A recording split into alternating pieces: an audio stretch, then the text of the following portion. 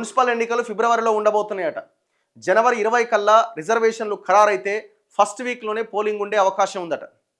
Already election commission కూడా జనవరి 10 లోపు ఈ ఓటర్లకు సంబంధించిన ఎలక్షన్ ఎన్నికల ఈ ఓటర్ లిస్టుకి సంబంధించిన తుది జాబితా ప్రకటించాలని రెడీ అవుతున్నది. సో ఈ పరిస్థితుల్లో ఫిబ్రవరి ఫస్ట్ వీక్లో మున్సిపల్ ఎలక్షన్స్ ఉండే అవకాశం ఉంది. ఐ థింక్ నేను అనుకోవడం 117 మున్సిపాలిటీలు 6 కార్పొరేషన్లు మిగతాయి కూడా ఉండే, కానీ ఇక్కడ ఒక 20 మున్సిపాలిటీలేమో జిహెచ్ఎంసీలో కలిసినాయి, ఇంకొక 3 కార్పొరేషన్లు జిహెచ్ఎంసీలో కలిసినాయి. ఇట్లా మొత్తం ఇప్పుడు మిగిలి ఉన్నాయి 117 మున్సిపాలిటీలు 6 కార్పొరేషన్లు. ఇక్కడ ఎలక్షన్ జరగబోతున్నాయి.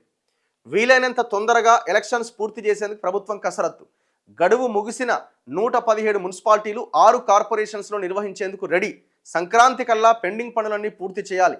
ఇప్పటికే ఎన్నికల నిర్వహణకు ఎస్ఈసి ఏర్పాట్లు. మార్చ్ 31 కల్లా కొత్త పాలక వర్గాలు ఏర్పడకపోతే 900 కోట్ల గ్రాంట్లు వెనక్కి వెళ్లే ప్రమాదం ఉందట. మున్సిపల్ ఎన్నికలు నిర్వహించేందుకు ప్రభుత్వం సిద్ధమవుతున్నది. గడువు ముగిసిన మున్సిపాలిటీలు కార్పొరేషన్స్లో వెంటనే ఎన్నికలు నిర్వహించేందుకు కసరత్తు చేస్తున్నది. అయితే రిజర్వేషన్ల ఖరారు ప్రక్రియపైనే ఎన్నికల నిర్వహణ ఆధారపడి ఉన్నది. ప్రభుత్వం జనవరి 20 నాటికి రిజర్వేషన్స్ ఖరారు చేస్తే ఫిబ్రవరి మొదటి వారంలో ఎన్నికలు నిర్వహించే అవకాశం ఉన్నది. ఒకవేళ ఏమాత్రం ఆలస్యమైన ఇంటర్ 10th పరీక్షల కారణంగా మళ్ళీ మే వరకు ఆగాల్సిన పరిస్థితి.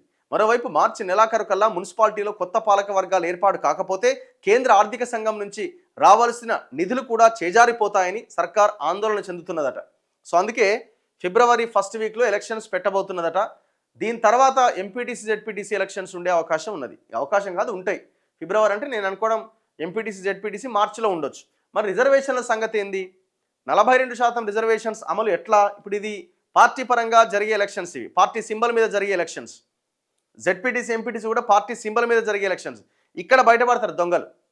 సర్పంచ్ ఎలక్షన్స్ ఏమో మేమే మావోడే, ఈడు రెబల్ పోటీ చేసినా వీడు మావోడే, గెలిచినోడు మావోడే, ఈ ఇష్టం వచ్చినట్టు లెక్కలు వేసుకుని ఇప్పుడు ఎవరు గెలుస్తారు, రిజర్వేషన్స్ ఎవరు ఇస్తారు ఎవరు ఇవ్వరు అన్నది ఇప్పుడు బయటపడుతుంది. ఎందుకంటే పార్టీ సింబల్ మీద ఒకరే పోటీ చేయాలి కదా, బీఫామ్ మీద. మరి ఇప్పుడు 42% రిజర్వేషన్స్ ఇక్కడ అమలు అవుతాయా లేదా అన్నది క్లారిటీ వస్తుంది. సరే, వీళ్ళు అఫీషియల్గా రాజ్యాంగబద్ధంగా అమలు కావాలి, కానీ ఆ దిశగా వీళ్ళు ముందుకు వెళ్తలేరు. ఇక బీసీ సంఘాలు కూడా నిద్రపోయినట్టున్నాయి, ఎవరు సపోర్ట్ చేస్తలేరు. మళ్ళీ దీని మీద మళ్ళీ ఎలక్షన్లు స్టార్ట్ అయ్యి నోటిఫికేషన్ వచ్చేటప్పుడు మళ్ళీ లేస్తారు. మళ్ళీ బషీర్బాగ్లో ప్రెస్ మీటు, ఇందిరా పార్క్లో ధర్నా, సోమాజిగూడ ప్రెస్ క్లబ్లో మళ్ళీ ఇంకో ప్రెస్ మీటు. అంతేనా? అంతకుమించి ఏమైనా ఉందా?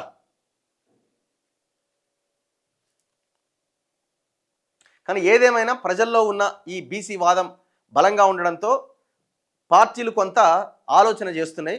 మొన్న సర్పంచ్ ఎలక్షన్స్ రిజల్ట్స్ చూసినా కూడా ఈ వాదం చాలా బలంగా ఉంది. ఐక్యం అవుతున్నారు అందరూ అని చెప్పడానికి ఒక నిదర్శనం. యునానిమస్ అయ్యే దగ్గర కూడా బలంగా పోటీ చేసి పోటీనిచ్చే ప్రయత్నం చేశారు. ఆ ఎఫెక్ట్ కొన్ని గ్రామాల మీద పడి అక్కడ గెలవగలిగే సిచ్యువేషన్ కూడా మనకు వచ్చింది. సో కాబట్టి ఎంపీటీసీ జెడ్పీటీసీ ఎలక్షన్స్లో కూడా 42% ఇవ్వక తప్పని పరిస్థితి పార్టీలకు ఏర్పడుతుంది. అది ఆ ఇవ్వనోడు జనాల ముందు బుక్ అయిపోతాడు, డౌట్ ఏం లేదల్లా.